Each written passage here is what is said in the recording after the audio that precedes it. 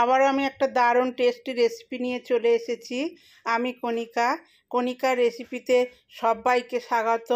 তাহলে চলুন শুরু করা যাক আজকের রেসিপি। এখানে আমি কিছু সবজির খোসা নিয়ে নিয়েছি।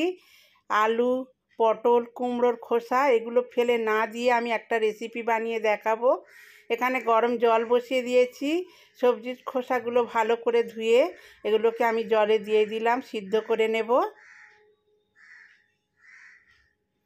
সিদ্ধ হয়ে গেছে, এখন এটাকে আমি জল ঝাড়াতে দেব। জল ঝাড়িয়ে নিয়েছি, মিক্সিং জারের মধ্যে দিয়ে আমি এটাকে পেস্ট বানিয়ে নেব। এই সবজির খোসা ফেলে না দিয়ে একবার এই রেসিপিটা বানিয়ে দেখবেন, গরম ভাতের সাথে খুবই ভালো লাগবে। পেস্ট বানিয়ে নিয়েছি, দেখুন এই রকম হবে। গ্যাসের উপর আমি কড়া বসিয়ে দিয়েছি, কড়ার মধ্যে দিয়ে দেব সরিষার তেল।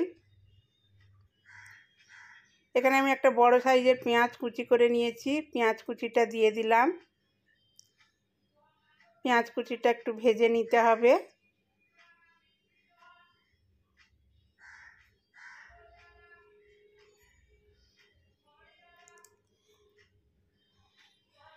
পেঁয়াজ কুচিটা আমি ভালো করে ভেজে নিয়েছি।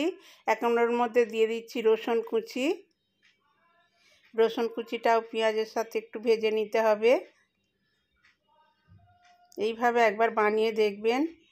এখানে আমার একটা জিনিস মিস হয়ে গেছে, টমেটো কুচি আর লঙ্কা কুচিটা যখন দিই তখন স্কিপ হয়ে গেছে। টমেটো কুচি আর লঙ্কা কুচি দিয়ে দিয়েছি। এবার এগুলোকে ভালো করে আরও একটু ভেজে নিতে হবে।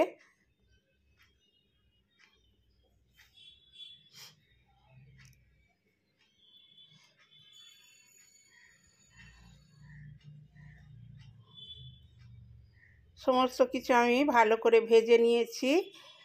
এখন এর মধ্যে আমি কিছু মশলা অ্যাড করব।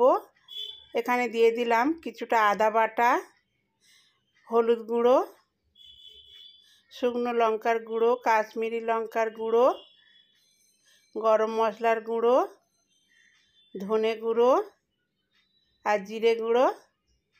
এবার মশলাগুলো ভালো করে কষে নিতে হবে।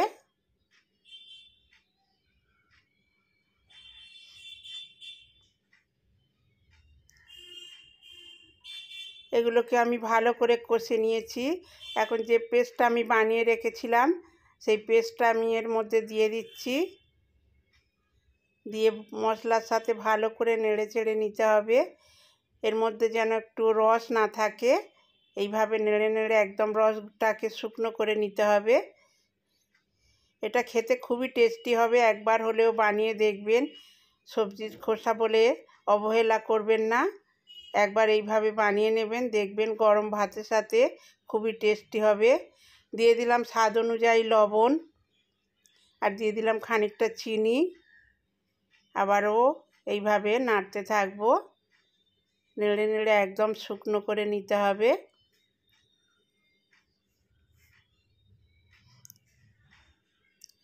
আর আমার রেসিপিটা যদি ভালো লাগে প্লিজ আমার চ্যানেলটিকে যারা এখনও পর্যন্ত সাবস্ক্রাইব করেননি চ্যানেলটিকে সাবস্ক্রাইব করে দেবেন, পাশে থাকা বেল আইকনটি প্রেস করে দেবেন। দেখুন এটা আমার অনেকটা একদম শুকনো হয়ে এসেছে।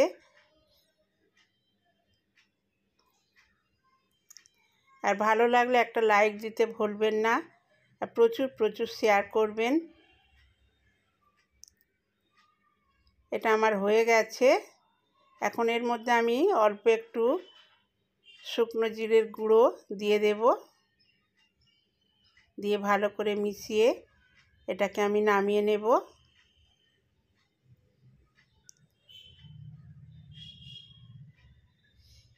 এটা এখন আমি নামিয়ে নিচ্ছি। গরম ভাতের সাথে পরিবেশন করুন, দেখবেন খুবই ভালো লাগবে। আমি আমার ভিডিওটা এই পর্যন্ত শেষ করছি।